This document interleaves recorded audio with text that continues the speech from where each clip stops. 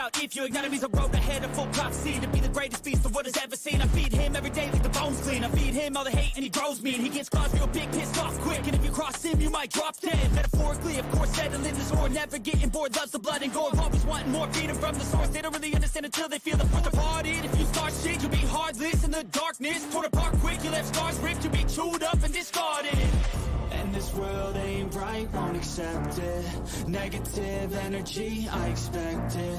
Once it's in your mind, it's infectious. So fight for your life and reject it. You better give me space, I'm protective. My adrenaline spikes when I'm threatened. And if you stay in my way, I'm aggressive. Cause when there's no exit, I'll kill when I'm desperate.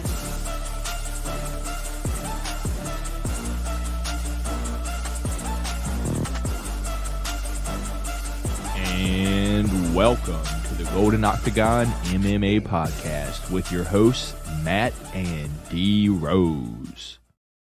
Well, I'm trying to get this belt situated because I see D Rose took his off over there this week, but I am this week's new pick champ.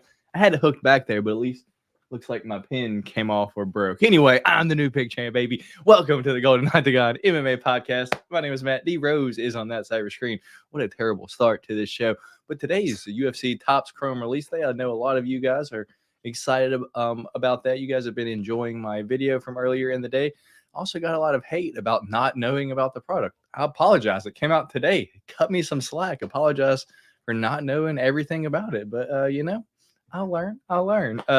With that being said, we appreciate each and every single one of you for stopping by here tonight to talk about some UFC fights this past weekend, some news and fight announcements, and then looking forward to this upcoming weekend. We've got Thug Rose Namajunas taking on Amanda, the Wicked Witch of the West, Ribas. Yeah, dude. Going to be a terrible fight card this weekend, but hey, we're still here to talk about it, baby, because that's what we do. But with that being said, we're going to run through the chat before all that. And before we do that, where would I be if I didn't ask D Rose? How you doing over this past week, my guy? Things been great over here. Been trying to switch up the set a little bit. I would say the wife got me the new the Golden Octagon sign back here. It's supposed to be lit up, but yeah, we were having some technical difficulties with that. But we're going to get this situated. But other than that, no, things have been good. Except for had some crud over the last week or so. Been sick. I would say my birthday was last Friday, and I didn't even get to really enjoy it because, yeah, I was sick as a dog. So,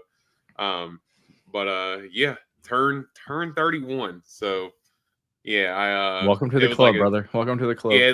Yeah. As soon as I turned it, I just started feeling worse. I was like, so if this is how they're going to keep going. I mean, damn, let me just stay 30 forever, man. Damn. Yeah, dude. You know, we're not getting any younger, so why not try to, you know, make some money off the UFC fights while we can.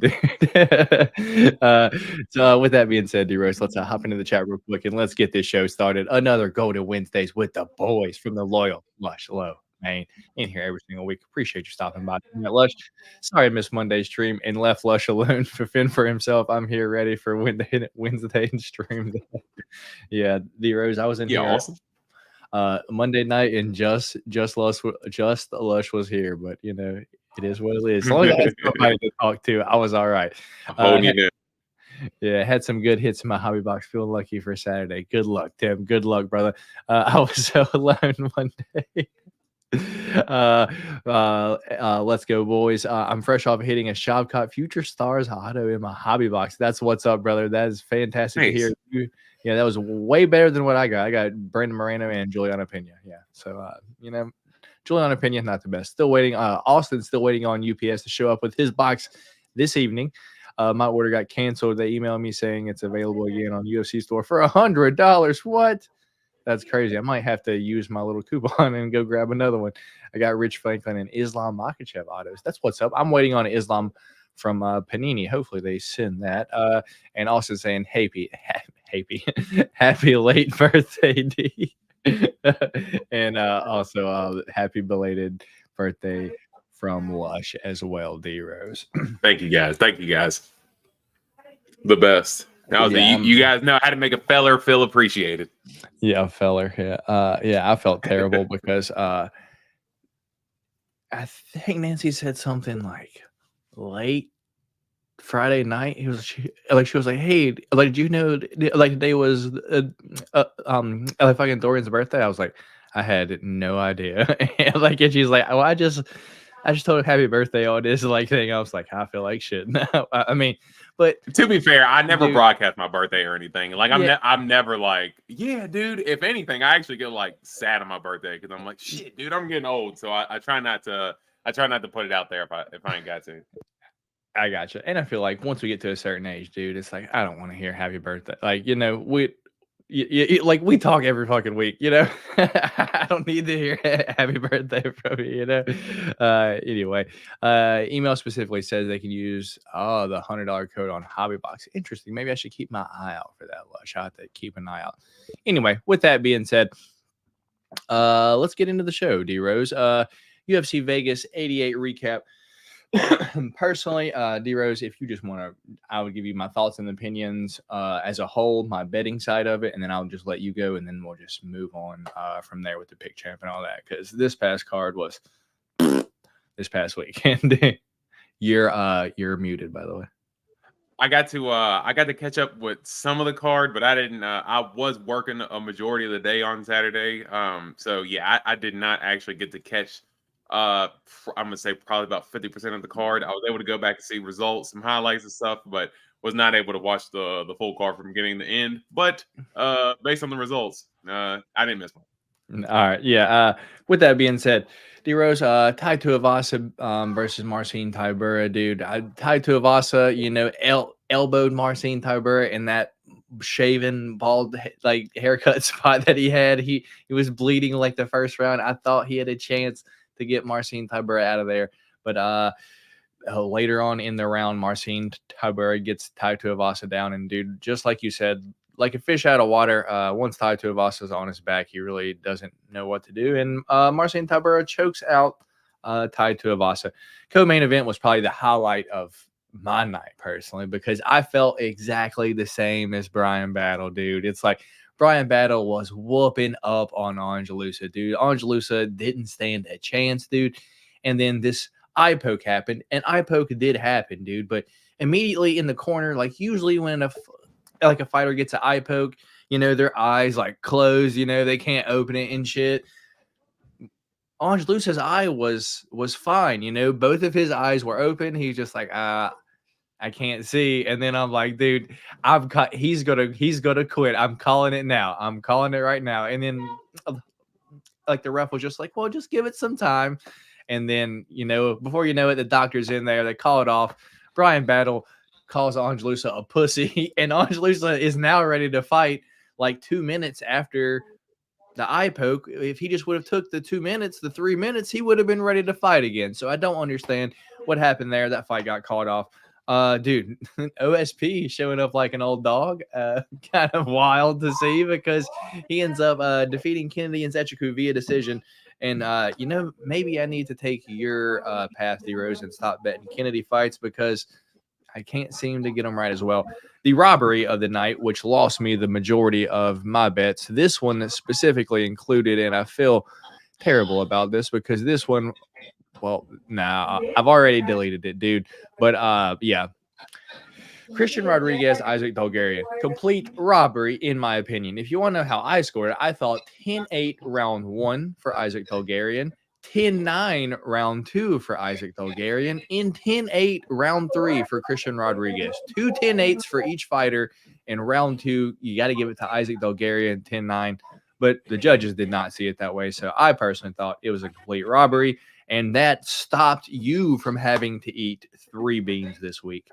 Yeah, D Rose. Anything else that you would like to talk about from the card as a whole, and then we'll get into our pick champ? Yeah, I guess just I'm gonna talk from Ty's standpoint, man. And as you said, I had mentioned that in last week's show that whenever he gets on the ground, dude, it's just it's a nightmare to watch, because I mean he just almost doesn't know what he's doing at all. And of course, I'm not going to act like I'm going to be able to coach him through all the steps, but man, it's just how has he made it to this level in his career, Tai Tuivasa? I mean, dude, we were talking about Tai Tuivasa after he knocked out Derek Lewis to potentially fight for a UFC heavyweight championship, and just the fall from grace that he's had. And most of it came from his inability to wrestle defensively, or to defend any type of chokes, takedowns, anything of the sort. I mean, Alexander Volkov got a wild ass submission on him in their fight as well.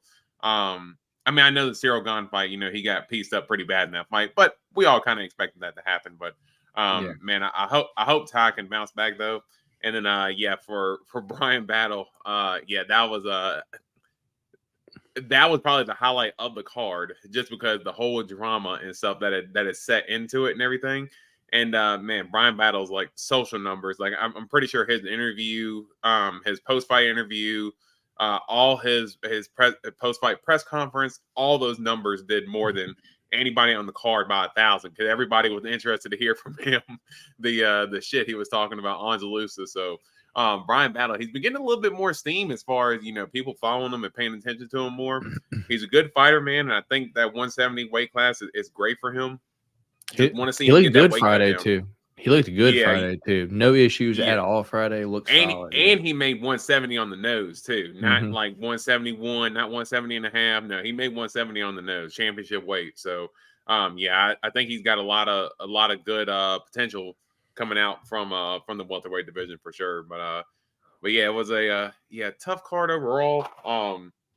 I was able to watch the second and third round of the Dogarian and Rodriguez fight. So for me at that point, when I was watching it, I thought that Rodriguez had won, but I didn't watch the first round, where I know you said that you thought that Dogarian got the 10-8, but my biggest worry was that Dogarian wasn't going to be able to finish out those 3 rounds. And guys, whoever get first round finishes, man, if they get tested just a little bit as far as going past that first round, their gas dips. And to me, that was kind of what I thought happened in that fight. But yeah, probably in the nutshell, didn't do too great on betting, except for I basically broke even because I had a parlay last leg Brian Battle. Of course, that voided, and basically helped me break even. I probably would have came out plus 20, plus 30 if he had won that fight for me. But Josh Culibao, that was actually a good fight. Him and Danny Silva. But Josh Culibao, another one I think was maybe a little bit of a robbery. I don't want to say a robbery. It was a close fight, but I personally thought that was Josh Culibao. But Mike Davis also looked fantastic, but we'll see him again in 2 years. And dude, what did we say? If Corey McKenna don't get submitted in the first round, which will probably win the fight. Well, Corey McKenna gets submitted in the first round, dude. And it's like that's what happens, dude. But yeah, with that being said, that's basically all the headlines from this past weekend. But me and D Rose did have 3 different fights. Well, we actually had 4 different fights, but we threw out the main event, Tai Tuivasa versus Marcin Tybura, because I picked Tai, but I wasn't confident in it. And we only have 3 on the Fight Night card. So our different fights this past weekend were Chad and Helliger versus Harlampos Gregorio, where I went Chad and Helliger, and D Rose went Gregorio. D Rose, you want to give him a little story about that while I find the next one real quick?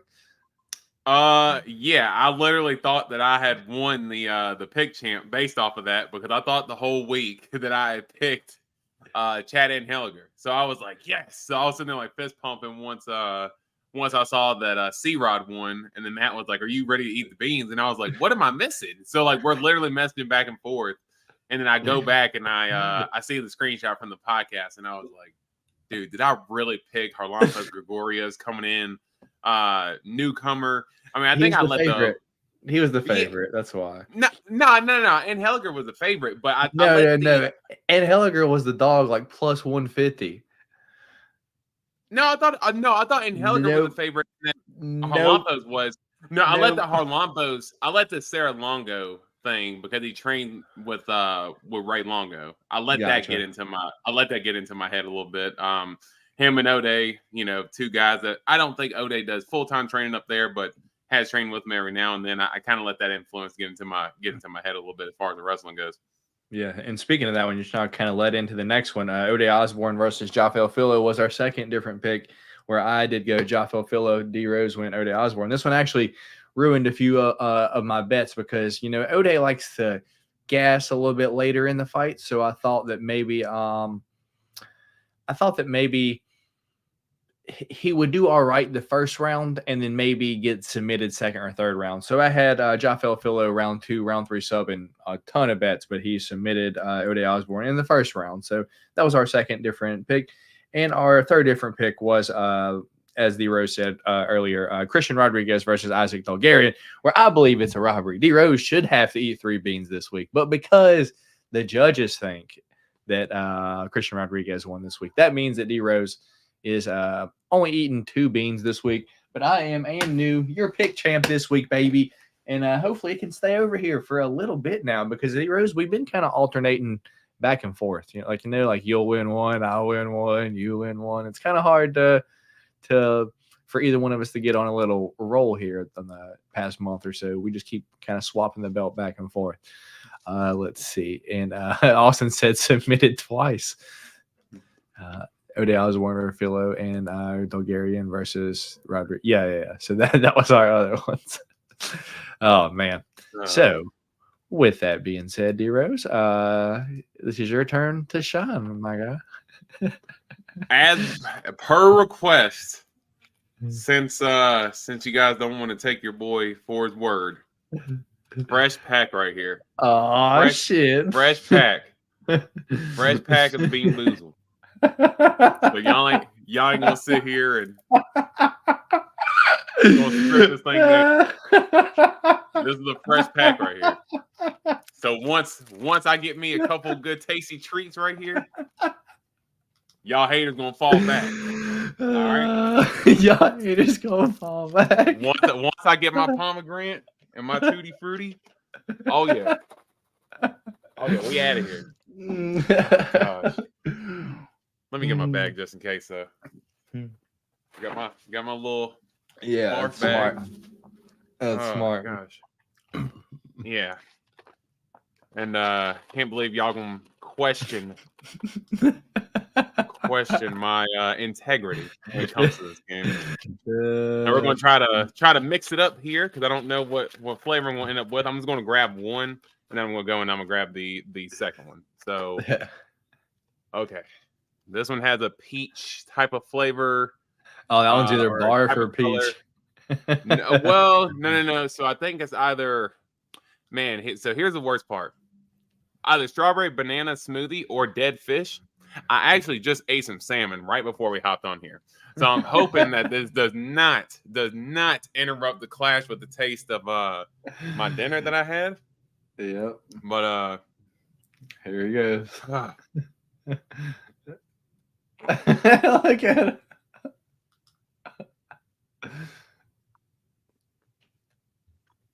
It's in his mouth too. It can't be that bad. It's in his mouth too. What I tell you, strawberry banana smoothie, baby. All right, he's getting confident. He's getting confident now. Now you got to give him. Now you got to check them, dude. Don't they stick to your teeth? So imagine getting a bad way. It's just stuck in your teeth. It just tastes awful, dude. We gonna shuffle these bad boys up one more time. All right.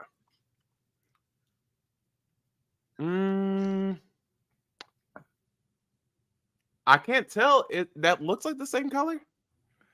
That looks like it's probably the barf or peach.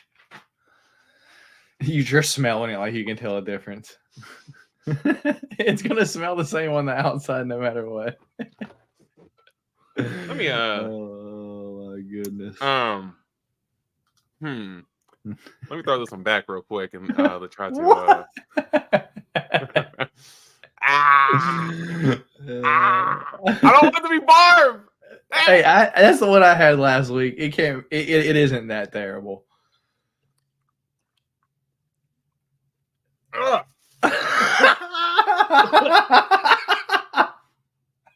That one was hard to tell. I remember. I had to give that one a few chews before I figured out what it was. Damn, sick. Don't be coughing. Yes. You know what it tastes like? Barf. Dude, no, it tastes like fucking molded Chef Boyardee. Like, what the hell? Oh. Oh. Yes, finally D Rose gets a bad beat. Oh. Yeah, that was like, it did take me a second, but once I got it, oh yeah, that tasted like. That's the hard part. Is I don't think people understand it because it isn't like it immediately hits you. You chew it a few times, it sticks in all your teeth, and then you get the flavor. You know? Yeah, no, 100%. But fuck, yeah, that. Because my daughter loves the Chef Boyardee mac and cheese, and that shit smells fucking awful. And that's exactly how that tasted. Was yeah, that was. Yeah. Dear, finally, the chat's happy. The shurikens today. I don't know who's happier that you had to eat the beans this week, me or the chat. Well, hey, if I had gotten another sweet one right there, y'all would have lost y'all damn mind. He cut the bottom open, switched out the beans. Nah, I'd have walked off the podcast after that. I'm like, dude, I'm good. My goodness. Imagine that he opens a fresh pack and gets a bad one. Brutal. Bullshit. Anyway, with that being said, now that D Rose has a terrible flavor in his mouth, like I have had multiple times on the show before, let's get into I'm gonna get this shit out. some UFC news and fight announcements. So let me find where we're gonna start at. Fucking moldy Chef Boyardee. Yeah, dude, that is not the best flavor, dude. I think we're right here. No. 6 days ago. Yeah, this is it. Yeah, so, that's rough, dude. Present, share screen. Let's do this one. We don't need volume and share. Here we go. So up first, D Rose. First fight announcement that we have is Jonathan JSP Pierce taking on David Onama. That is UFC Vegas 91, April 27th. What's your thoughts on that fight, brother? That's a good fight. I think besides didn't JSP get finished by Joe Lozon some years ago? Like it was like a weird fight. Like I think he finished it pretty quickly. Yeah, but outside of that, you don't see JSP really get finished that much. But Onama's been pacing himself over his last few fights as well, and still able to come up with some brutal finishes. So I think this is a good clash in styles and should be a good fight. What do you think his celebration is going to be if he gets one this time, D Rose? He's probably just going to wait for whatever fucking Izzy does, or like whatever. Like he's just going to copy Dreekis or like Sean Strickland or somebody like that, and be like, "Yeah, I thought it was awesome, dude." Anyway, moving on along. We do have frick, dude.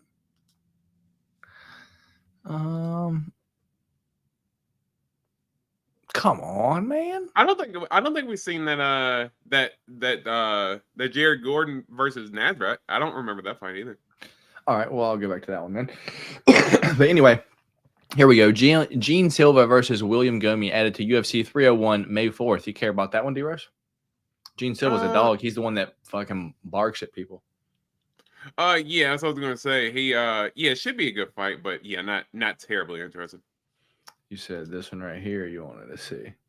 Nasrat Haqparast versus Jared. Yeah, this is a fight that I feel like should have already happened. I don't know. UFC Saudi Arabia, June 22nd. That makes sense for that fight happening there, yeah? Yeah, and I'm not surprised that or I guess I am surprised to see that they haven't fought before, considering that they've been in the UFC for so long, but seems like the type of matchmaking to have as far as like one of the undercard type of fights. Yeah, for sure. But should be good. Should be good scrap though. Both of them are good boxing and wrestling. I agree. So here we go. Looks like Marvin Vettori is out versus Brendan Allen, and Brendan Allen will now face. Is this a rematch? Yeah, Chris Curtis. Do you one not? of the ones he's been calling for? Yeah, like I know Chris he's been Curtis calling for Sean Strickland for the longest, but Brendan Allen finally gets one of the rematches that he wants, dude. UFC Vegas 90 main event, April 6th. Wow, dude, I'm interested in this fight. What's your immediate thoughts on this, dude? Do you think same thing happens or something else going to happen? Yeah, I'm honestly surprised you don't remember that first fight. I think it was a similar situation that because I remember Chris Curtis had already had his fight with Phil Halls in the UFC, but another situation where Brendan Allen lost his opponent. Chris Curtis stepped up on short notice. Chris Curtis came in as a massive underdog and landed a brutal right hand and ended up finishing Brendan Allen as they were exchanging. I do think Brendan Allen is the more evolved fighter now, but we know how dangerous Chris Curtis's boxing is, and Brendan Allen does still tend to struggle with that head movement every now and then. Man, this is a closely touted fight than I think a lot of people are going to make it out to be. Nice. Here we go. We have the old ship hotel employee. Howdy, what's going on, man? You should have done a Fluffy versus Allen rematch. That one wouldn't be a bad one either. And then the MMA guru loves wiener sauce. Okay, well, fair enough. So moving along, we do have this is an interesting one that I'm a Denise Gomes fan, and she is going to be taking on Eduardo Mora. That is July 8th. Probably going to be it doesn't say Vegas, so who knows? That'll probably be somewhere. D Rose, what's your thoughts on that? So she's doing the Charles Oliveira dyeing her hair blonde type of did type you of see thing in now, her, but did I mean the past 2 fights it was blonde, I think. Was it? I think so. Yeah, well, I guess as far as like I don't remember her looking like Charles Oliveira, but I remember having like a puffy fro for some reason. But you're thinking about Karina Silva. Maybe that's what I'm thinking about. Yeah. That is what I'm thinking about, actually. I don't know why I'm mixing two up. But because they came in the UFC around the same time, and they both have, and they're both Brazilian killers. Both finishers, killers, dude. One's really good at the subs, and one's good at the power. This is good at the power. Yeah, but I do remember Denise Gomes cracking Yasmin Uruguay too. So she didn't have blonde hair in that fight. Correct? No, that was no. Okay. See, that's what I'm thinking about. See, I remember them, but mix them up every now and then. But that should be a good fight. Yeah. All right. One that came out of absolute nowhere, dude. The number 10 ranked Michael Scott gets a flyweight title shot against Alexandre Pantoja, UFC 301, May 4th in Brazil. What's your thoughts on this, brother? Hey, I mean, I know a lot of people are upset about Usyk getting the shot or whatever, but I mean, at this point, dude, it's like, who else is going to? I mean, literally. I mean, the Pantoja's literally beating everybody in the top that is deserving, or besides Makayev and Steve Usyk, and Makayev himself said after the Royval fight, hey, I really don't deserve it. And while we appreciate his honesty, that doesn't do Makayev much favor for the UFC, because when he's literally telling you, hey, I don't deserve a title fight, guess what? They need to run a promotion, so they're going to get the next guy who's wanting to take that shot. And not to say that Makayev was going to turn it down, but he basically put out there that he wasn't deserving. So that just left the UFC no other choice but to offer up Steve Usyk, because they needed someone to headline this Brazil card against Alexander Pantoja. And Steve Usyk's a good fighter, so I think he's I think he's well deserving of it. Just as far as the state of the flyweight division goes, and I think Steve Usyk gives him a fight. So I think it's more interesting what people try to make it seem. Yeah, man, I agree. And dude, Steve Usyk got some paws on him, got some pretty solid jiu-jitsu too, and the size difference at 125 might be an issue for Pantoja. But let's move along. UFC 301 as well. We got Michel Demolador Pereira taking on Mahmoud Muradov. What's your thoughts on that one, brother? I'm wondering if that fight really happens, because for me, for some reason, I don't see Mahmoud making that fight, man. I don't know why. I just think we were talking about Michel Pereira, a couple weeks ago, and just the way that he's evolved at 185 now, dude, the brutal finisher. It just seems like he's kind of put everything together as far as his flash and his striking and his power. And it just looks like at 185, he's literally getting bigger each fight. So yeah, I think Mahmoud Muradov, he's gonna be in for it, man. All right. Hey, I finally got to stay somewhere. Nice. Moving along, we have Karolina Kowalkiewicz versus Yasmin Lucindo. That's another banger. UFC 301. Thoughts on that? That's a pretty solid fight. I think they're trying to stack up that 301 card as much as they can. So they're going to put you're going to all of a sudden see this influx of Brazilian fighters put on the 301 card just so they can, fill out that Rio card. I agree. Here's an interesting one, dude. Michelle Waterson Gomez returning against Jillian Robertson, UFC 302, June 1st. Strawweight bout. What's your thoughts on that? This is I know Jillian Robertson fought at 125 for a little bit too, but I feel like just because where she's been in the UFC for a little bit, I'm surprised this fight also has not happened. But yeah, that should be a good fight. I'd like to see Michelle Waterson get a win, but man, she's old, and at this point when it comes to wrestling defense, she's better than what she was earlier in her career, but still a little bit undersized, even at 115, and I think that's where Jillian Robertson can take advantage. Maybe, dude. Maybe. Moving along. Here we go. This should be a one. Whoever gets touched first loses here. We got Julian Marquez versus Zach Reese added to UFC June 8th. What's your thoughts on that one, man? Man, that might end in like the first 3 minutes of the fight. I mean, if I could take the under on the half around, just because we know Zach Reese is usually a bat out of hell, and Julian Marquez can be the same way. Now, Julian Marquez is taking some damage over his time, so he might not be as quick to the trigger, but yeah, I'd be interested in taking some type of bet like that, just because I wouldn't expect it to go long. I agree. So this is the results from this past weekend. Let's get through those real quick. Chelsea Chandler gets a win, dude. Crazy. I mean, we called that. Oh shit. Here we go, dude. This was a surprising one, dude. Midway through the fights this past weekend, we get an announcement that UFC 301 as well. Jose Aldo making a return to face the Jonathan. I do it every time, dude.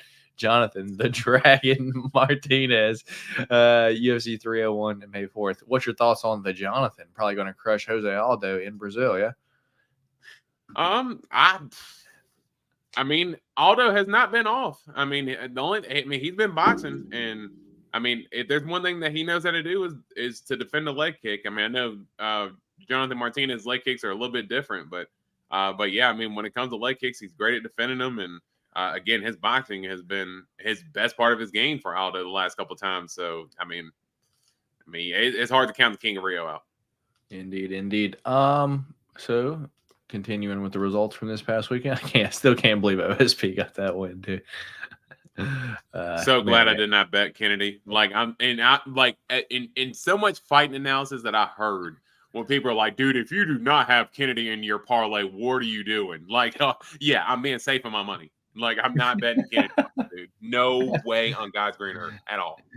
Yeah, dude. And immediately, dude, you sent me this one a few hours ago. And it looks like UFC might be trying to get out of the Waldo Cortez Acosta business, dude. It looks like they're trying to hand him his first UFC L, or I guess second UFC L, because he did lose to Payzal. But looks like they're trying to maybe get him knocked out and see where this new Cuban heavyweight stands, dude. This is going to be an absolute banger. Give me your thoughts on this, man. Yeah, I think that's the more surprising part, is that you're getting oh shit, here we go. Sorry, I should let you know this. Waldo Cortez Acosta, Robelas de Spain, on UFC St. Louis, May 11th, dude. So they're gonna bring some firepower to St. Louis.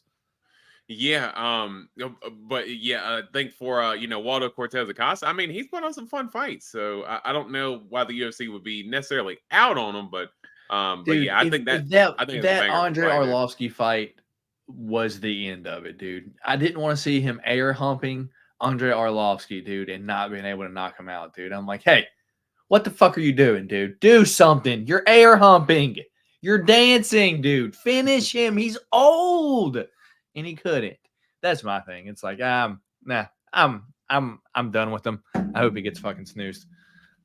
Yeah, I mean, but that's a closer fight than I think what you're making it out to be. Just because, I mean, if there's one thing that Waldo Cortez Acosta is tough, good athlete. So yeah, I think that's a more proper intro fight for Robelas than Josh Parisian was. And hey, let's put it like this: the Rose picked Josh Parisian to beat Robelas de Spain, so we already know he's going to pick Waldo Cortez Acosta to beat him, because Waldo Cortez is clearly better than Josh Parisian. It's only going to do MMA math to pick Josh Parisian when that fight happens. So with that being said, D-Rose, any other fight news announcements that you would like to talk about before we get into this weekend's terrible fight card? Nah, I think that's pretty much everything in a nutshell right there, man. All right, so with that being said, let's get into it. UFC Vegas 89, Rose Namajunas taking on Amanda Ribas in the UFC Apex this weekend. So let's get Tapology up, and I'll share my screen. Make sure you guys don't get the Colgate commercial, so turn the volume off, and let's share. All right, well, today it's Aurora. Cool. Anyway, I should probably check the comments. I haven't been in there in a few minutes. I apologize, you guys. Let's see here. We got, let's say, none of that. We got old dirty ship employee, or old ship. I said old dirty ship employee. What am I doing? Old ship employee, hotel employee. Oink. All right. MMA guru lurking. All right. I feel like you're just typing stuff now. All right. Fair enough. Let's move in to the card for this weekend. It is not the best one, but hey, we're still here to talk about it. We got UFC Fight Night, Amanda Ribas versus Thug Rose Namajunas. Going to be taking the Rose. The prelims start at 7 p.m. on Saturday. What the hell, dude? Oh, hell, it's going to be one of the late ones, dude. So prelims start at 7 p.m. East Coast time, taking place at the Apex. We got 13 fights happening, headlined by Amanda Ribas taking on Thug Rose Namajunas. Co-main event is Carl Williams taking on Justin Tafa. Our feature fight of the night is Edmund Shabazian taking on AJ Dobson. We've got my personal main event of the night. We've got Peyton Talbot taking on Cameron Simon. Me and D-Rose going to be split there. Going to be for the pick champ. We do have Billy Quarantillo taking on Yusuf Salah. We have Luis Pagello taking on Fernando Padilla. We do have a big sale happening March 20th to 25th on Amazon, apparently. We have Trey Ogden taking on Kurt Holloway. We've got Ricardo Ramos, the spinning back elbow king, taking on Juicy J, Julian Arosa. We've got Miles El Chapo Johns taking on where is it? It keeps moving on me. Miles Johns taking on Cody Gibson. We've got Steve Nguyen taking on Jarno Aarons. We've got Montserrat Rendon taking on, here we go, D-Rose, Daria Zelenikova. I think that's how you say it. Zelenikova? I don't know. Something like that. We'll find out this weekend. We've got Igor Severino taking on Andre Lima. And the first fight of the night, Curtain Joker, if you will. We got Muhammad the Motor Usman taking on Mick Parkin. That's the training partner of interim heavyweight champion Tom Aspinall, dude. A few fights happened. Withdrew Stephanie Luciano. Got the dengue fever. Interesting. So that's from mosquitoes, dude. Dusko Todorovic withdrew from Edmund Shabazian fight. So hopefully Edmund's been working on his wrestling for that. Gabriel Miranda withdrew from Billy Quarantillo. Chris Barnett withdrew from Mo Usman. Yeah, dude. So I guess what's your thoughts on the card as a whole, man, before we get into it? As you said, not great at all. So yeah, it's gonna be another rough one, and prelims to start that late, dude. That's awful, man. It's rough. We got Lush taking the notes. We appreciate you, Lush. You are that guy, brother. And Jay Wolf saying, "Good evening, gentlemen. You are just in time, Jay Wolf. We are." And I hear this damn ad in my ear. Olay. Get off my ears. All right. So first fight of the night, D-Rose, we do have Muhammad the Motor Usman taking on Mick Parkin. Muhammad Usman 10-2 overall out of his last 5 fights. He is 4-1 with a last win over Jake Collier. Don't really say a lot. A win over Junior Tafa. Doesn't really say a whole lot. And a KO in his UFC debut over Zach Palga. While Mick Parkin, on the other hand, is 8-0, undefeated. Win in his last fight over Caio Machado. And before that, a decision win over Jamal Pogues. That was his UFC debut on the Contender Series. He did defeat Eduardo Neves via rear naked choke. Currently, odds for this fight are Minus 158 for Mick Parkin and plus 124 for Muhammad Usman. Muhammad Usman, 34 years old, 6'2" and a 79-inch reach, while Mick Parkin is 28 years old, 6'4" and a 79-inch reach. D-Rose, do you mind if I kick us off today, brother? Let's do it, man. I'm going to be short and sweet. I think Usman uses his size, right? He just uses his size. He's not really great anywhere. He's going to try to push you up against the fence and hold you there. If he can get you down, he will and kind of just lay on you. But if his size doesn't work, dude, I don't know what he's going to do, because when he throws a punch, dude, I can show you how Muhammad Usman throws a punch every single time, dude. He just comes down, leans his head to the right, and throws a left hook. That's what he does. That's his only punch, dude. Is this, and it's so slow and so telegraphed, dude. But if he doesn't land that, I don't know what he does to win this fight. And I do like me some Mick Parkin. I do find Muhammad Usman to be rather tough and durable, so I do think this fight goes to decision. And I'm going to probably bet on a prop that I bet in the Jamal Pogues fight. I think it was like plus 500, plus 700, and that is Mick Parkin to win this fight via decision. So give me the undefeated, bigger fighter, actual heavyweight here to win. Give me Mick Parkin to win this fight via decision, dude. Because, Usman, I feel like if he got disciplined, dude, he could probably make light heavyweight if he hasn't already fought there before. Yeah, but I mean, it's not like he's it's not like he's missing any bit of like, fat or anything like that. I mean, the dude is, he is pretty jacked. But he weighs in at 237, I think, something like that. So it's like, I feel like if you just cut some weight, dude, you could probably make light heavyweight. That's a solid dude. That's another 31 pounds you got to cut. I don't know if that's necessarily easy. And even if you can, I don't know if you would get the best version of him versus, and plus a heavyweight division that you can say that is probably a little bit more easy to take advantage of, a little bit, not as athletic as you could say maybe a Muhammad Usman is. And I know Mick Parkin, training partner with Tom Aspinall there. I know he's got good grappling. He's got decent striking. But for me, I actually think, Muhammad, the Motor Usman, I mean, his name's the Motor for a reason, man. And I know he throws sloppy hooks and punches and stuff like that. But, dude, there's one thing that he does not do. He does not stop. And, I think I think that sets up good for Muhammad Usman here, especially in the apex. I think at close quarters, I think he's going to be able to, do some dirty boxing, take it down to the ground, maybe some wrestling on the fence. Not going to be an aesthetically pleasing fight, but I think Muhammad Usman gets it done by decision. All right. So me and you both think this fight goes to decision, but D-Rose on the plus 124, plus 125 dog, and I am on the minus 150 favorite.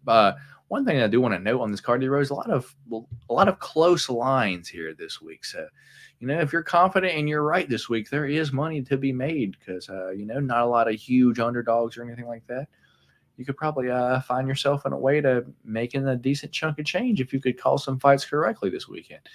But yeah, me and D-Rose, first different pick on the first fight of the night. I am on. Hey, if you could give me like 60 seconds, I got to fix my background real quick, my light. But if you just keep taking it.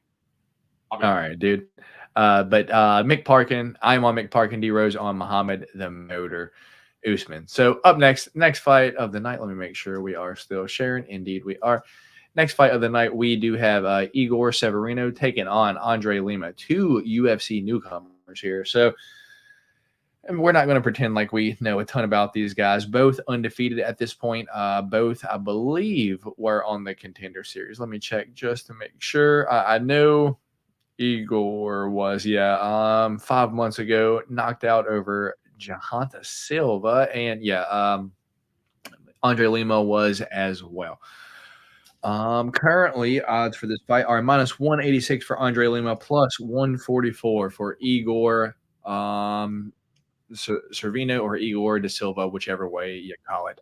Igor is 20 years old, 5'7", and a 69-inch reach, while Andre Lima is 25 years old, 5'7", and a 67-inch reach. Personally, I don't feel fantastic about this fight, being basically both fighters coming off the Contender Series, and we don't really know a ton about them either way. But if you ask me, when it comes to fights like this that you just don't know a ton about, but you have to make a pick. For just your long shot betting every single fight in the night, just pick the winners. I would probably pick Andre Lima here, just due to his age, and I think that's basically it. Just his age. I feel like maybe a little bit more filled out for his body. He is fighting a 20-year-old here, but as I said, don't know a ton about either one of them. Both guys match up. They seem to be roughly the same size. The 20-year-old might have a 2-inch reach advantage, but I'm thinking that the literal man will probably get the dub here. But, that's the only reason why. Don't feel great about this either way. Probably won't be betting this fight either way, but give me Andre Lima, the -186 favorite to defeat the 20-year-old dog in Igor Severino. You back, D-Rose? He is indeed back. Yes, we bike. All right. But I picked Andre Lima here, D-Rose, but I said basically I don't know shit about these guys. So. Yeah, no, I'm 1000% with you. I don't know much about either one, but Andre Lima does seem to have a little bit more experience going the full distance versus I think Igor's got just straight fucking first round KOs, I think. Yeah, I think he might have a couple of second rounds in there as well, but yeah, no actual decision in his career. So I think if it gets drawn out a little bit, say if Igor doesn't get the finish early, I say Lima gets it done late or by decision. So if I had gun to my head, I'm choosing Lima, but not with any confidence. All right. Me and D-Rose both on the UFC newcomer in Andre Lima, but they're both UFC newcomers here this week. This is one that I'm actually interested in here, D-Rose. Wow. We have Montserrat Rendon taking on Diara Zelennikova. I don't know. Zelennikova. That's what I'm calling it. We got Montserrat the Monster Rendon is 6-0 overall, taking on Diara Zelennikova, however you say it. Currently, odds for this are -200 for Zelennikova and a +154 for Montserrat Rendon. Montserrat Rendon is 35 years old, 5'9", and a 68-inch reach, while Diara Zelennikova is 28 years old, 5'9", and we don't have a reach. D-Rose, we saw Montserrat Rendon in her UFC debut last fight against Tamiris Vidal, where she did win via split decision. She's a big girl, D-Rose, like thick, like muscles everywhere. I did look at Diara Zelenikova's last fight, dude, and she looks like the exact opposite. It surprises me that these fighters are the same weight class, because just looking at their two last fights, dude, one girl's in and out, light on her feet, and one girl's like plotty, big, thick, and just wings hooks, tries to grab you, get you down. And Diara's two fights ago, the one that she lost, dude, I think she got taken down, dude, and taken down and just ground the pounded, dude. Had absolutely no answer by Melissa Mullins, that's also in the UFC now. So this girl has solid strikes, dude, but on the ground maybe showed some deficiencies, as where Montserrat Rendon, I believe that's where she wants to get the fight at, is just grab a girl, take her down, and use her physical strength to get the dub, dude. But I think personally, dude, with this fight, you know how I feel about women's MMA. I like it more than most people like women's MMA for some reason, dude.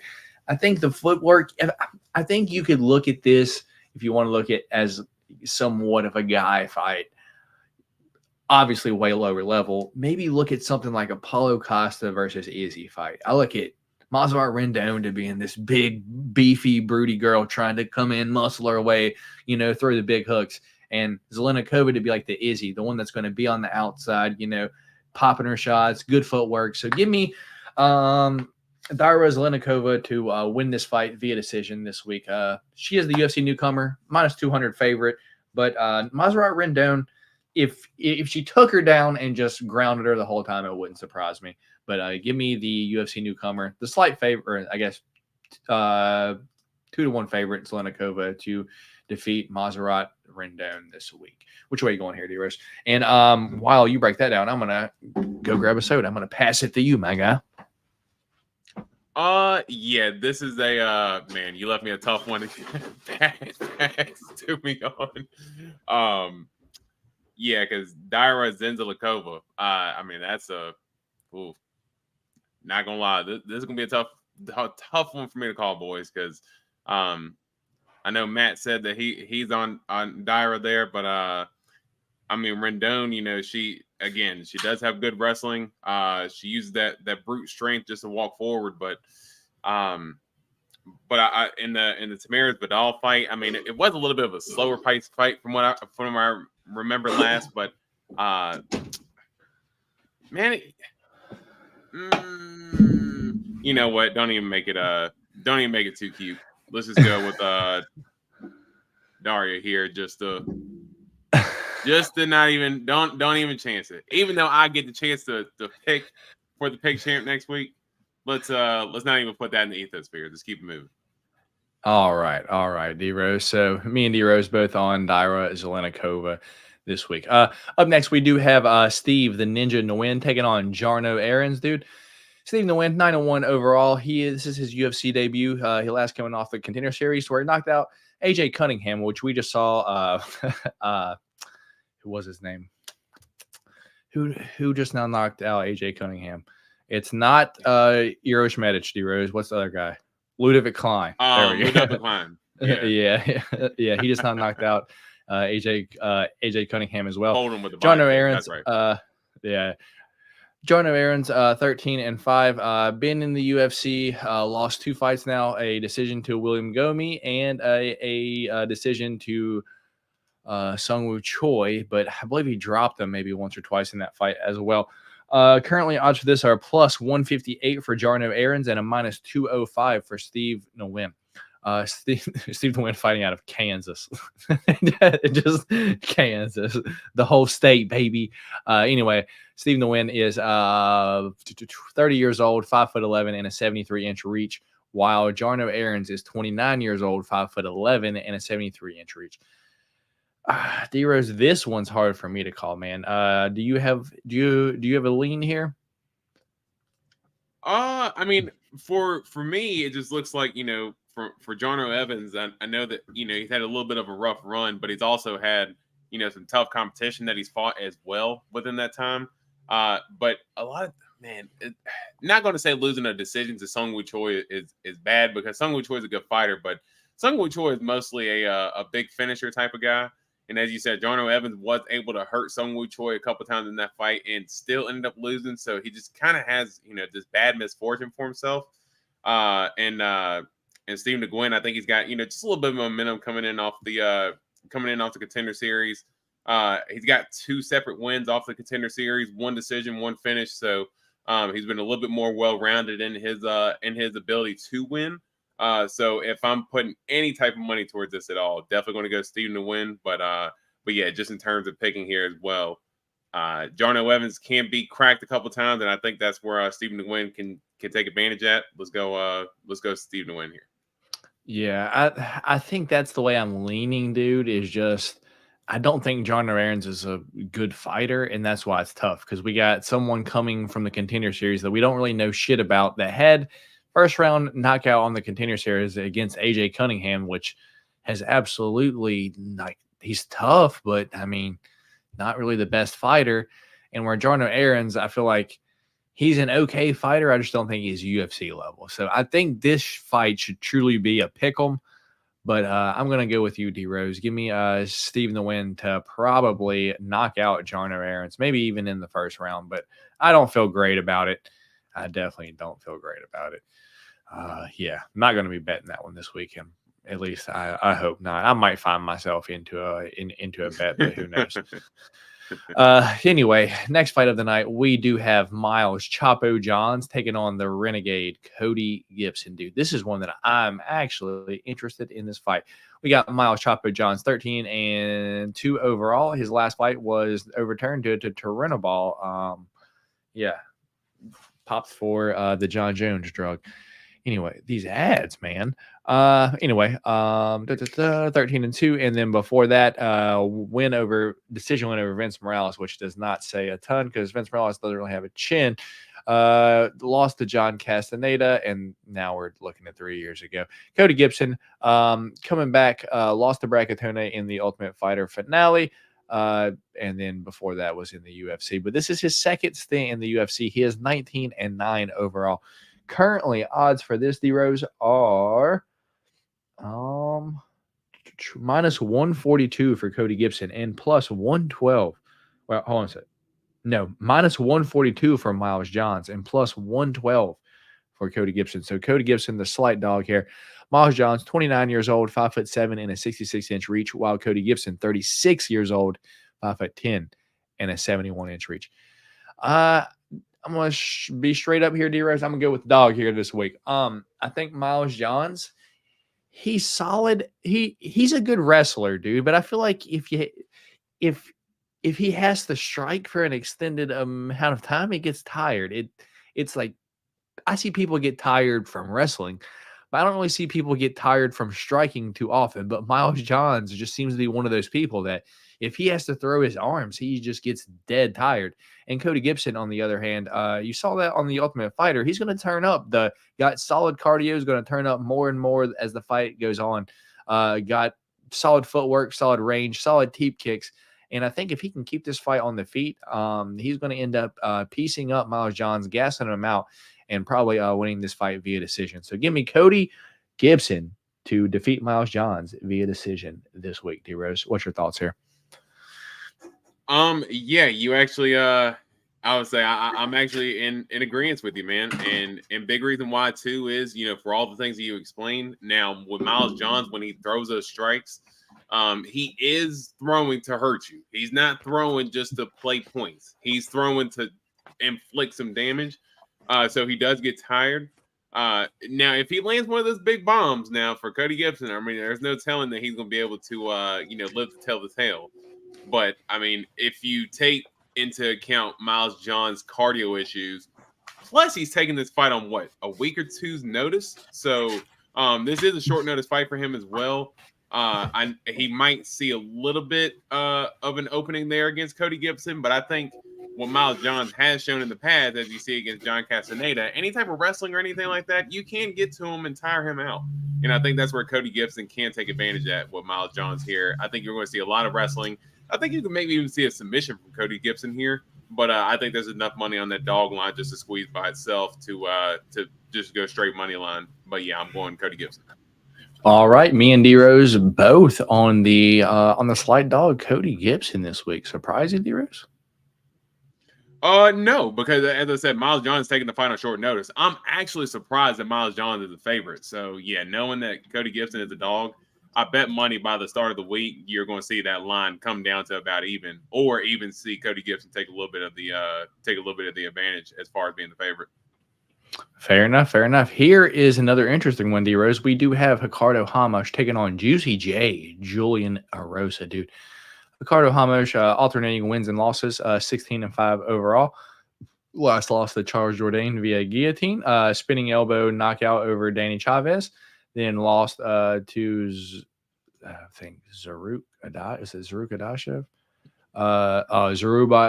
Zubaira Tukugov via decision, and then spinning back, or I guess, who am I thinking about? Who did he knock out the spinning back elbows? I thought it was two in a row. I thought it was two in a row that he had. No? It wasn't two in a row, but he's had two before. I think, if I remember correct, I believe Eamon Zahabi was the other one that he landed on. But that was I think it was 2019 or so. Damn, dude. Time flies, dude. Anyway, he is 16-5 overall. Juicy J, Julian Arosa, is 28-11. Won 3 of his last 5. Last loss to Fernando Padilla via knockout, and Alex Caceres via knockout. He hasn't won in close to a year and a half where he did defeat Mean Hakeem Dawodu via decision. I know I called that one. Anyway, currently odds for this are minus 170 for Ricardo Ramos and plus 132 for Julian Erosa. Ricardo Ramos is 28 years old, 5'9" and a 72-inch reach, while Julian Erosa is 34 years old, 6'1" and a 74-inch reach. D-Rose, I've had a hard time going back and forth on this fight this week, and it's just because I've just seen Julian Erosa get cracked, and he just gets cracked and just gets knocked out. He'll just be winning every bit of the fight until he gets cracked and knocked out. But then he'll have performances over like Mean Hakeem Dawodu, where he just looks fantastic the whole fight. Just looks great. I think before the podcast right now, I came into this fight thinking that I was going to pick Ricardo Ramos. But now, being here on the spot, dude, I cannot not go with my guy. Give me Juicy J, Julian Erosa, to defeat Ricardo Ramos via decision. D-Rose, which way are you going here this week? Man, got another one of my dog picks here. Yeah, because I can't lie. I'm in agreement with you here. I think for Ricardo Ramos, I don't want to say he's a one-trick pony, but he does look for that spinning back elbow a lot. He has very obvious setups for when he goes to throw the spinning back elbow. And I mean, he is a good striker overall, but he does look to set up that spinning elbow a lot. And there's a reason why he's gotten a couple of them in the UFC. I know he's gotten 2. But man, Julian Erosa, he is super tough. And plus, if you look at it at this point, I know his last loss was a Francisco Padilla. I did call that because Julian Erosa does get hit a lot. But I think Padilla, he had the length and everything going into that fight. I think for this one, you're going to see Erosa, he's going to have the reach plus the height advantage. If he's able to kind of use his jab and keep Ramos on the outside, man, I think this is the fight that Julian Erosa can win. I think he's a little bit more well-rounded. He's a little bit more chinny. So if Ricardo Ramos does land a bomb, he can get Julian Erosa out of there. But I think Julian Erosa can use his length, keep the distance, and probably win a decision fight here. All right. I thought you were probably going to go Ramos. And I thought I was before the podcast, but I think right now, dude, I'm just like, something tells me it's not. Juicy J's got this via decision. Don't be dumb and just think he's going to get another spinning back elbow knockout. It ain't going to happen again. Here we go, dude. Trey Ogden versus Kurt Hollowball. The Samurai Ghost, Trey Ogden, is 16-6 overall. Kurt Hollowball is 20-7 overall. Trey Ogden, his last fight, I like what they call it there, premature stoppage. Like, okay, that he was choking out Nicholas Mota. All right, fair enough. He was going to win that fight. Still shitty. 4 months ago. Anyway, Kurt Hollowball coming off Contender Series with a triangle choke win over Austin Hubbard. Currently, odds for this fight are plus 118 for Kurt Hollowball, minus 150 for Trey Ogden. Trey Ogden, 34 years old, 5'11", 72-inch reach. Kurt Hollowball is 37 years old, 5'11", 70-inch reach. D-Rose, I don't think I picked Trey Ogden many times, maybe against Daniel Zellhuber, just because that's when I was listening to James Krause at the time, and he was like, "Yeah, bet Trey Ogden, we got a game plan for him," and sure enough, they did, dude. But before that, dude, I'm sorry. After that, I guess I haven't really picked him too much, and I think his last fight maybe opened my eyes up to him just a little bit. Maybe Trey Ogden is, a pretty good fighter over all around. Overall, pretty good fighter. So give me Trey Ogden to win this fight via decision over Kurt Hollowball, the 37-year-old Kurt Hollowball, dude. But once again, the line's close, minus 150 and plus 118, dude. Yeah, very close. And I will say I've actually been going back and forth on this one, and I will say it's mostly because of Kurt Hollowball's last performance against Austin Hubbard. Because, dude, Austin Hubbard, I'm not going to tell you that Austin Hubbard is the best fighter in the world, but dude, he's hella tough and he's hard to finish. And yeah, for Kurt Hollowball to hurt Austin Hubbard on the feet, then end up, being in bottom position and still getting that triangle choke. I mean, man, we know Kurt Hollowball's got some skill, man. So got good jiu-jitsu off his back, got good boxing. He's a good fighter, man. I think for me, Trey Ogden, sharp fighter, man. And as you said, that last fight with Nicholas Mota, man, he was just absolutely stabbing Mota with that jab, this over and over again with it. I think with him, man, I know what is it, Marathon MMA that he trains out of. He is also the head coach out of that gym as well. So you're going to talk about a sharp MMA mind. He's used to looking at other people's game plans, plus putting his own game plan into effect. So I think you're talking about a dude who has a lot of knowledge in the game. And I think Trey Ogden can get it done here as long as he stays out of those danger positions on the ground. I think we're going to see a little bit of wrestling from Trey Ogden here to keep Kerr Hollabout honest, but I think you'll see a lot of jab exchanges as well, and Trey Ogden gets a decision. All right, me and D-Rose both on the slight favorite in Trey Ogden. I believe we only have one different pick so far, yeah? Yeah, I believe so. Yeah, if not, yeah. Lush will let us know for sure, though. Anyway, we got Fernando Padilla, Heart of a Lion, Corazon de Leon, Luis Pajejo. He's going to be taking on Fernando Padilla El Violente. Luis Pajejo is 8-1 overall, won all 5 of his last 5, while El Violente Fernando Padilla is 15-5 and lost his last fight to Kyle Nelson, dude. Baloney. Watched that live, and I was like, what the hell? Lost the parlay for me. But knocked out Julian Rosa. Yeah, knocked out Julian Rosa in like 3 punches. So just crazy, dude. Just landed every single punch. That Kyle Nelson fight with Fernando Padilla. Rest in peace, the ladder. Yeah, dude. That was the one that just took the chainsaw to the steps, dude. It's like, well, I think this ladder thing's just about over, folks, and we didn't even hit one. Yeah, we can't do it. Anyway, Luis Pajejo is currently a plus 136 dog, and Fernando Padilla minus 174 favorite. Luis Pajejo is 29 years old, 5'10", and a 79-inch reach, while Fernando Padilla is 27 years old, 6'1", 76-inch reach. Keep this short and sweet. Fernando Padilla's got clean, quick boxing, nice up the middle shots, and I believe he probably knocks out the UFC newcomer Luis Pajejo, Corazon de Leon this weekend. Give me Fernando Padilla via knockout. Which way are you going here, D-Rose?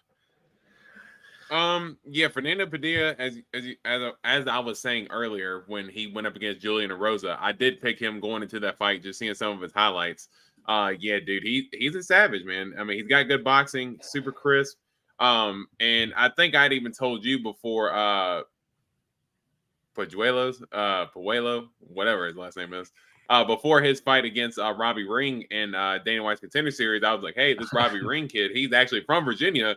This dude's actually pretty good, blah, blah, blah. Okay. And now that you said that, hold on. Now that you said that, a story popped into my head real quick. I was like, what? So I like looked at him, and it said that his mom was like a Chuck Norris black belt. So I immediately put money on this guy. I was like, if you're parading around that you're a Chuck Norris black belt, I'm sorry, I have to bet on the opposite fighter because you're a fraud. All right, sorry, D-Rose. Chuck Norris. That is that is true. But yeah, no, I mean, and I'll give Luis credit too. I mean, dude, like Robbie Ring was putting pressure and damage on him early on, and dude's got a chin. So I don't know if it's going to be as easy for Padilla to be able to get the knockout, but I do think that the last thing that killed Padilla in his last fight against Kyle Nelson, he kept chasing him around the octagon instead of cutting him off. So I think there in those last 2 rounds, he was not able to get off the strikes that he wanted to. But I think in this type of fight, he'll be able to control the footwork, control the pace, and be able to get the win here. So I'm going to go Fernando Padilla. All right, D-Rose. Me and D-Rose both on the slight favorite in Fernando Padilla this week. Up next, we do have Billy Quarantillo, taking on the Moroccan Devil, Yusuf Zalal. Dude, when's the last time we seen Yusuf Zalal? It's been a little bit, right? 6 months? What? A long time. Wait, so he's been cut from the UFC. Okay, so this is his first fight back in the UFC, D-Rose. Interesting. Oh, wow. All right. Short notice. Yeah. So Billy Q, 18-5 overall, won 3 of his last 5, while the Moroccan Devil was 13-5 overall, but he's been out of the UFC for almost 2 years now off a decision draw to Damon Blackshear. Yeah, dude. And I think the thing with Yusuf Zalal is he may have lost a few in a row, but they weren't to bad fighters, fast forward to now, because all the fighters that he lost to are pretty good fighters. And you see, he's just one outside the UFC. Anyway, currently odds for this are minus 140 for Billy Quarantillo and a plus 110 for Yusuf Zalal. So pretty closely lined fight. Billy Q is 35 years old, 5'10" and a 70-inch reach, while Yusuf Zalal is 27 years old, 5'10" and a 75-inch reach. Yeah, dude, I think I'm going to keep it like this. I think Billy Q is the better version of Juicy J, dude. I think there's a few fighters that kind of fight the same way, that kind of look the same way. It's like Joe Selecki, Billy Q, Mike Trezano, Julian Erosa. Like, they all either look the same or they fight the same. So I get them confused just a little bit. But out of all of them, dude, I think Billy Q is the absolute best out of all of them. And I know that now to this point. But this is a tough fight, dude, because Yusuf Zalal is pretty good. And like, as I said, when he got cut from the UFC, he had only lost a fairly good fighter. So this is a tough fight, dude. Both guys are about the same size, and Yusuf Zalal going to have a 5-inch reach advantage, dude. But I think maybe just the UFC vet, the UFC talent, the guy that didn't get cut, maybe can just edge out a decision win over a fighter trying to come back in the UFC, get his spot back. But that's a dangerous guy too, a guy trying to get a spot back on the UFC roster. But give me Billy Quarantillo to win this fight via decision. Which way are you going here, D-Rose? Yeah, I think I'll keep it short and sweet here. I do think Yusuf Zalal coming in on short notice is he's going to be a little bit behind as far as the as far as the gas tank goes. But I do think that Billy Quarantillo, coming in, he's been a little bit more motivated. I know coming in off that Edson loss, he's wanting to try to make it right. And I think that he should be able to put the pressure on Yusuf Zalal here. Now, Yusuf Zalal's only problem is that he just doesn't throw enough in a lot of his fights. I think that's why you see the draw with Damon Blackshear. He had a split loss to Sean Woodson as well. So, and he could have learned from those mistakes coming back into the UFC. But for me, I'm going to go ahead and take the dude who's had the full camp here and Billy Q to get it done by decision. All right. So another same pick for me and D Rose. Me and D Rose both on Billy Q, the favorite, minus 140 favorite. So time for me and D Rose to have a different pick here. We have my personal main event of the evening. We do have Peyton Talbot taking on Cameron Simon, dude. A battle of two UFC prospects, dude. Peyton Talbot 7-0. Cameron Simon is 9-1. Obviously, Peyton has won all of his last 5 fights, while Cameron Simon won 4 of his last 5. His only loss was to Christian Rodriguez after missing weight 5 months ago. Not Cameron Simon, but Christian Rodriguez did. Currently, odds for this are minus 150 for Peyton Talbot, plus 118 for Cameron Simon. Peyton Talbot, 25 years old, 5'10", 70-inch reach, while Cameron Simon is 23 years old, 5'8", and a 67-inch reach. You want to start this one, or you want me to start this one, D-Rose? Because I feel like we're picking different here. Yeah, I can start it, man. Yeah, I think for me, I love the matchup with the young prospects, and I even heard, both their interviews, earlier this week, or I think it was earlier today, that, they were both kind of had each other on their radars, but didn't anticipate the fight coming this soon. So, but I do like the matchup between the two young prospects. Cameron Simon, trains with Dricus du Plessis out of South Africa there. And, he has very similar skill sets as far as Dricus. He's not as wild as Dricus. Dricus is a little bit more willing to get into a scrap. But Cameron Simon also, he will stand there, and he's gotten finishes with his nose busted and bloody plenty. So yeah, he's not opposed to getting into a scrap when he has to. And Peyton Talbot, I know you're a big fan of him. Good wrestler, good athlete, good determination, man. And he's faced a lot of adversity in a lot of his fights. He gets hit a lot. I think even in his last fight against Aguirre, he even faced some adversity there in that first round and was getting lit up a little bit before, which I know is just wrestling that he was taken down a little bit, but yeah, he had faced some adversity there before he was able to come back and get the submission in the third round, and he was like a minus 600 favorite going into that fight as well. For me, I think that I think Cameron Simon has a little bit more tools to get it done as far as the striking goes. And I think he's a little bit underrated when it comes to his grappling. And I think that, Peyton Talbot, again, used to facing adversity, but I think he gets a little bit too comfortable with that at the same time because he always feels like in that back pocket that he can make the comeback. And for me personally, I thought Cameron Simon won that Christian Rodriguez fight. Christian Rodriguez has been getting a lot of, right by the skin of his teeth. He's been getting out of some of these fights. And man, I was super surprised to see that Cameron Simon had lost that fight. But yeah, I think he combated Christian Rodriguez's wrestling well. So I think he could do the same with Peyton Talbot here. And I think Cameron Simon gets it done. All right, dude. I'm not going to tell you you're wrong because Peyton Talbot does have solid wrestling, but I think he's just a really solid all-around fighter, dude. And if you just listen to him talk, it's like he fights basically because he's bored. He don't have anything else to do. So it's like when you have that mindset, you're just doing it just to do it. And I don't want to say the Sean Strickland mindset of like all these guys suck because they're trying so hard and, they're average as where you're just doing it because you're bored and you're really good at it.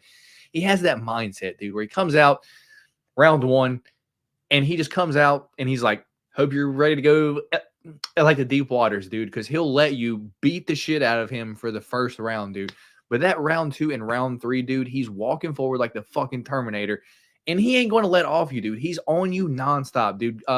If you watch him versus Junior Reyes Cortez, so Tracy Cortez's brother, like on the Contender Series, dude, that's the perfect fight, dude. It's just like he has amazing takedown defense later on in the fight, once you get a little bit tired. And he's got solid striking. And as I said, just walks forward nonstop. And I think Cameron Simon's number one issue, dude, is when his striking ends up not working, what does he do? He immediately panic shoots. And I think that's going to be his downfall this weekend is once he round 2, round 3, dude, once he starts to get a little bit winded and, starts to, as you said, go in kind of wild shot, punch, go in for a shoot, panic shoot, and it not work, dude. I think that's going to be the end of Cameron Simon. So give me Peyton Talbot to finish Cameron Simon round 3 this weekend in our second different pick. I have the minus 150 favorite in Peyton Talbot. D Rose got the plus 118 dog in Cameron Simon. Going to be a good fight. My personal favorite one on the card, and I'm interested in it, dude. I'm a huge Peyton Talbot fan, at least at the moment. You excited for that fight, D Rose? Yeah, I mean, it should be a good fight, and I think I do think you're right as far as the overall projection of the fight could be fight of the night here for sure. Yeah, dude, I am personally excited for that bad boy. And we got Lush. Lush is on Talbot. That's right, Lush. Way to be with the winner, baby. That's what's up. Anyway, up next we got the Golden Boy Edmund Shabazian taking on AJ Dobson. This fight sucks, dude. Edmund Shabazian 12-4, won one of his last 5, dude. While AJ Dobson is 7-2, won 3 of his last 5. Last win over Tafon Chukwi, which is kind of wild to say. Lost to Armin Petrosian and Jacob Malkoon, dude. So. Excuse me. Currently odds for this fight are minus 215 for Edmund, plus 164 for AJ Dobson, dude. Edmund, 26 years old, 6'2", 75-inch reach, while AJ Dobson's 32 years old, 6'1", 76-inch reach. D-Rose, at this point, I love picking against Edmund Shabazian. However, I think this fight is tailor-made for him, dude. If you're not going to wrestle Edmund Shabazian's, it's going to be a good fight, and he's probably going to knock you out because he's an excellent striker. And I feel like the same thing with AJ Dobson. If you wrestle him, he's going to lose. If you strike with him, he's probably going to beat you. So this fight's probably going to be on the feet the whole time. So I'm going to keep this short and sweet. Give me Edmund Shabazian as a minus 215 favorite to defeat AJ Dobson here this week. Which way are you going here, D-Rose? This is another one that I've been going back and forth with all week. And I think just because where Edmund Shabazian is at in his career, we know the potential that he's always shown, but we also know the flaws that he's shown as well in all his fights. Just when it comes to the wrestling defense, it's just he ends up giving up takedown, the ground and pound, and he has bad cardio management as well. If you look back in that, that Derek Brunson fight, he was coming out like a bat out of hell in that first couple minutes, and then after Brunson was able to rally the storm. Brunson really put it on him. Same with Jack Hermanson. Guys who were able to withstand that early onslaught from Edmond end up getting him taken out later on in the fight. And AJ Dobson, man, I'm you know what? I ain't gonna have much to lose. I'm gonna go AJ Dobson here. All right, dude. All right. I don't hate you for it. If he Can't pick takes Shabazian, man. I cannot make myself pick Shabazian. I don't know what it is. I cannot do it, man.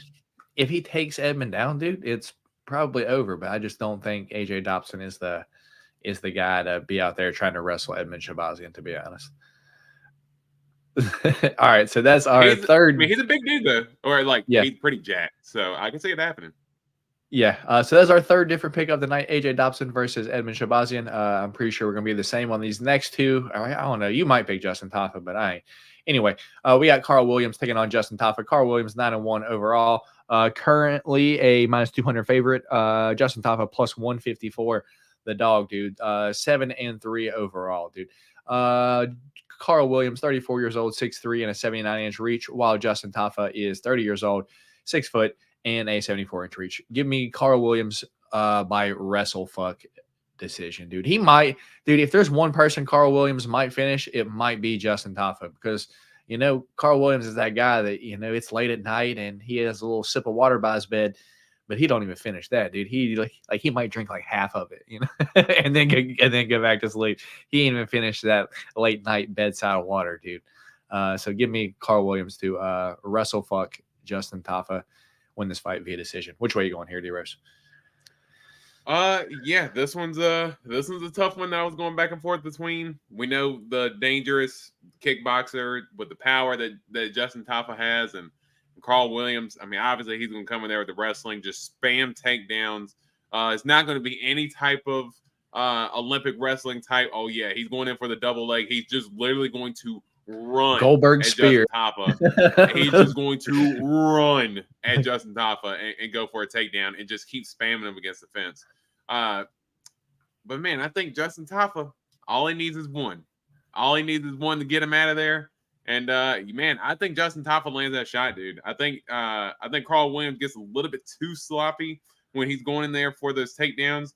And I think if he goes in there, you get a little too sloppy with the bad man. I mean, we saw how Parker Porter ended up going in for a takedown and got sniped before he got to that position. I think we can see a similar thing here with Carl Williams. So I am going to go Justin Taffa. All right, our fourth different pick of the night, D Rose on the +154 dog in Justin Taffa. I am on the favorite -200 Carl Williams. So it is main event time, D Rose. We do have Amanda, the Wicked Witch of the West. What a tongue twister. Taking on Thug Rose, Rose Namajunas, dude. Dude, Amanda Ribas is bubbly, dude, but her voice just reminds me of the Wizard of Oz, like the dude. I just can never get it out of my head, dude. I just can't, dude. But she is a fun fighter. She is a personality that is easy to like in the UFC. Anyway, Amanda Ribas 12-4 overall. Thug Rose Namajunas is 11-6 overall. Both fighters have won 3 of their last 5. Currently, odds for this are a -235 for Thug Rose Namajunas and +180 for Amanda Ribas. Amanda Ribas is 30 years old, 5'3", and a 66-inch reach, while Thug Rose Namajunas is 31 years old, 5'5", and a 65-inch reach. Yeah, D Rose, I'm not really going to do this long-winded. I personally think Thug Rose knocks out Amanda Ribas, dude. It isn't like these fighters are different sizes. Both fighters could easily fight 125 or 115. Both fighters have fought 125 and 115, dude. So it's not like there's going to be a big size difference for either one of them. And Rose, the bigger girl of the two. And in every fight, I just see Amanda Ribas get those fucking baby deer legs. And dude, if Thug Rose gives you those baby deer legs, dude, she's swarming, she's finishing. She's probably got the most killer instinct. She reminds me of DP as a female, dude. It's like she hurts you, if she don't knock you out with that one shot, dude, she's closing in and she's ready to pounce on you. Her and Joanna, dude, were two that I love, dude. If they hurt you, dude, they were on you like white on rice, dude. But yeah, dude, give me Rose Namajunas to probably knock out Amanda Ribas here this weekend. Which way are you going? Yeah, I mean, I want to see what Rose looks like coming off the hand injury to. I mean, it was like a pinky, right? I mean, I wouldn't really say it was a whole hand injury. Not her whole hand, but I mean that does end up messing up your boxing, and we know the mental struggles that Rose goes through with some of these fights. So who's to say that she doesn't come out a little bit more hesitant because she doesn't want the same thing to happen again? I mean, hell, look, and I'm not trying to make fun of her, just talking about, the type of person Rose is. I mean, look how long that, the Conor McGregor bust incident really affected her mentally. I mean, she had even stated, dude, there were multiple times where, like, before fights where she wasn't even able to, like, shake that image out of her mind of Conor throwing the dolly at the bus. I mean, those are the types of things that stayed with her mentally. So I would not be surprised if a hand injury ended up staying with her a little bit. But overall, do think that, Rose does have the more skills. Amanda Ribas, game, gritty. She does not quit. So that's what I love about her. Even in the Macy Barber fight, when, you could have made an argument that she was maybe winning the first round, but Macy Barber was kind of having her signature, starting to come on in the second round and was probably going to come on in the third. Dude, Macy was cracking her with some hellacious shots, head kicks, overhands, and Ribas's head is just right there to be hit. I mean, right there on the frame. I mean, Macy Barber just going off. Now, I love the last performance from Amanda Ribas against Luana Pinheiro. It just goes to show that you cannot put her away easy. But Rose does have the more skills, better boxing, better defense to me. Jiu-jitsu can maybe negate itself out, but I think this ends up being, for the most part, a striking affair here. And I think Rose should be able to get it done. I say maybe a late finish. If I'm sprinkling any gambling on this, if I'm going to take any type of prop like that, I'm probably going to do like a 4-5 decision, just because I'm a little bit nervous with the way Rose could come out. We just never know what we're going to see, which version. But the best version of her beats Ribas 10 times out of 10. Yeah, I agree with you, D-Rose. And we actually got props open for this on FanDuel. Rose by knockout plus 155, Rose by points plus 260, Ribas by points plus 460, Ribas by sub plus 600, Ribas by knockout plus 1,000, and Rose by sub plus 1,200, dude. I wouldn't mind a Rose by sub prop, dude. That's like the thing that no one expects to happen, dude. A club and sub? I mean, that could very well happen. I would not be surprised to see that happen. Yeah, dude. I wonder if you got the co-main. Dude, we got co-main event. Carl Williams by points plus 190. I don't mind that when he's minus 200, dude. That's like the opposite. That's the way he's gonna win. Anyway, we'll get into props and everything Friday for Change the Cheddar. We got a lot here. You guys pick different on 1, Usman versus Parkin. 2, Talbot versus Simon. 3, Shabazian versus Dobson. 4, Williams versus Tafa. D-Rose, I feel the least confident on Shabazian versus Dobson there. I don't know about you, dude. I'm confident on the other 3 that I'm taking home, keeping it and still this week, dude. So you got your choice. 3 picks, brother, for this shiny children's UFC belt that's falling apart, dude. Man, all the dogs too. So that's the rough part. I mean, but it ain't like, come on. You said all the dogs when it's like plus 118, minus 150. Like when you said, like when you're saying, like, I got 2 plus 180s. Yeah. You don't have to. I got 2 plus 170 plus 180. Those are pretty decent dogs. These could all change by Friday and Saturday, man. So let's go. I'm gonna keep Usman Parkin on here. We'll keep that. Let's go Simon Talbot, because I think Peyton Talbot playing around in that first round a little bit too much. Cameron Simon doesn't gas easy to me, man, and he didn't in that Rodriguez fight. I thought he won the third round in the Christian Rodriguez fight, but that was just me. And let's go Shabazian and Dobson, just because I do not trust Edmund Shabazian whatsoever. And it is strictly because I don't trust Shabazian. Me personally, I am going to sprinkle a little bit on Tafa, maybe by knockout. But yeah, in terms of pick champ, let's go with those three. All right. So pick champ for this weekend going to be Muhammad Usman versus Mick Parkin, where I am going Mick Parkin. D Rose is going Muhammad Usman. Our second different pick is Peyton Talbot versus Cameron Simon, where I am going Peyton Talbot. D Rose is going Cameron Simon. And our third different pick is Edmund Shabazian versus AJ Dobson, where I'm going Edmund Shabazian. D Rose going AJ Dobson. And get ready to eat 3 beans this upcoming week, D Rose. Clean sweep coming D Rose's way this upcoming Wednesday. So with that being said, D Rose, that's our different picks for this weekend. Thoughts on the card as a whole now that we went through it? I guess now that we went through it, dude, I guess there's some fun fights on here. I'm kind of excited for the fights now. I'm excited to bet on this card because there's a lot of spots here where I'm like, I actually like that spot.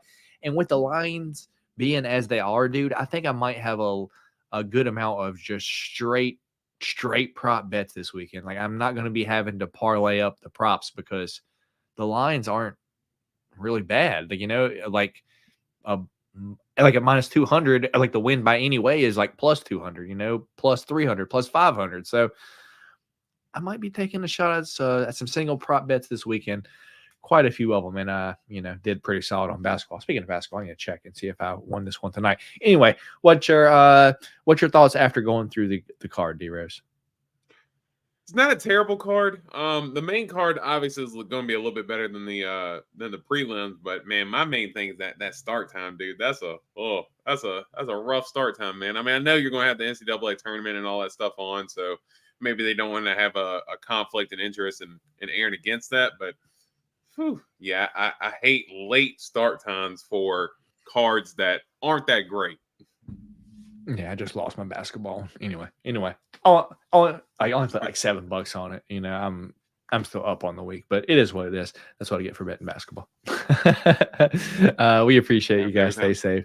See everyone Friday. Appreciate you, Lush. Thank you for stopping by tonight, brother. And as always, thank you for keeping track of our different picks because you help way more than I know you think you do, brother. Because just trying to go back, like which one do we pick on, Deros? Which one? Like I used to have to like write it down. Just tough. Yeah. With that being said, my name is Matt. D Rose is on that side of your screen. We appreciate all y'all for stopping by, hanging out with us here tonight, catching up with you. Recap from this past weekend, watching D Rose get one bad bean for the Bean Boozled this week. We had some UFC fight news. And with that being said, if you want my final picks and predictions, come back here Friday for Change of Cheddar. I will be here Friday for Change of Cheddar. D Rose, probably not. He's here for pay-per-view sometimes. But with that being said, I hope everyone is out there enjoying your week. Everyone stay safe out there. Enjoy Tops. UFC is out now. Don't be out there spending all your money on it, though, because, the cards are still cards at the end of the day. It's not like it's valuable stuff. So, and remember, if you're betting on UFC fights, at the end of the day, it's a fist fight and anything can happen. So please be safe out there with your money. With that being said, my name is Matt. D Rose on that side of your screen, and we will catch y'all next week for the Golden Octagon MMA podcast. Peace.